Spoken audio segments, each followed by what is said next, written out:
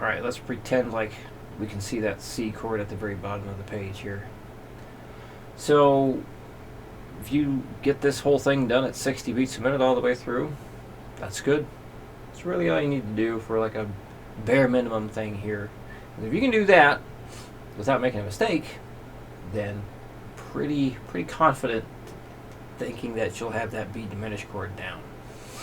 So good chance that some of these will be extra complicated switches. The change that usually messes most people up is doing the F to the B diminished. So anytime you come across a chord transition that is extra difficult, single that out. Metronome that up. Get it as fast as you can for just one session. Maybe even just limit it to like 10 minutes.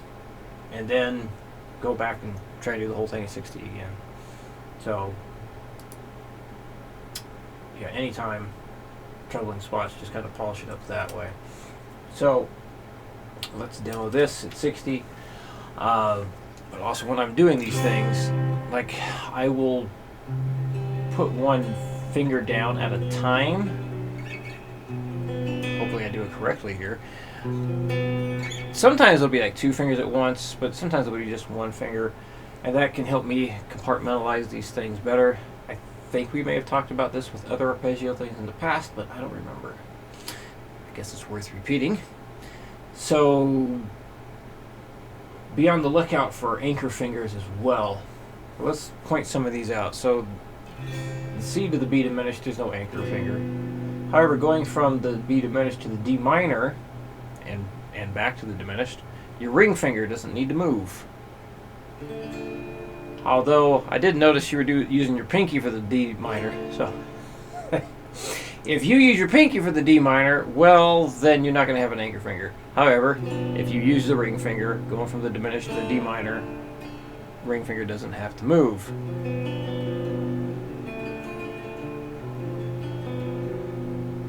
And then you can do the E minor like this, where you use your first and second.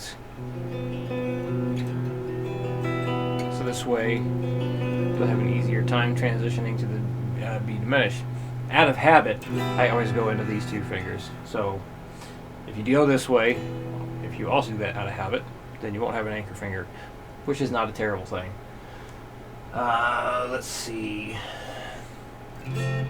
There.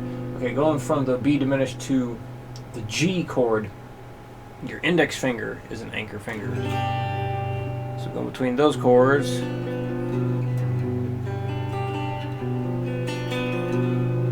Index finger is the anchor.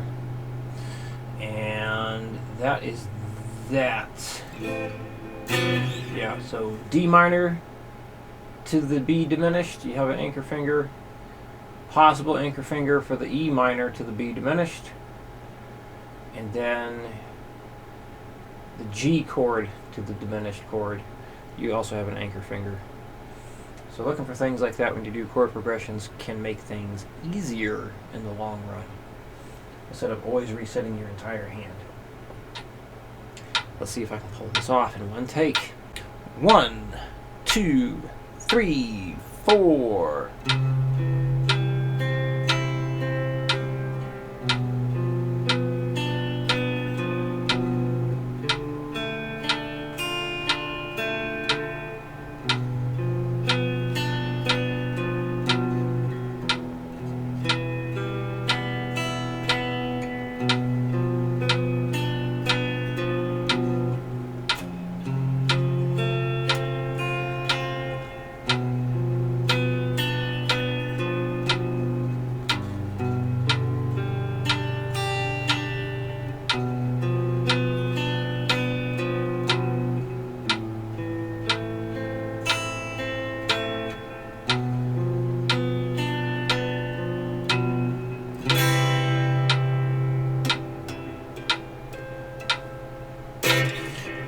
Go. All right. So, trying to think if there's anything else to add here. I believe that will cover it for now. Yeah. So with the mode shapes, yeah, just memorize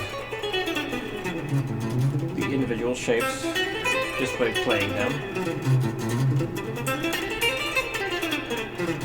and so on, and then just separately start to remember that Dorian is a flat 3, flat 7.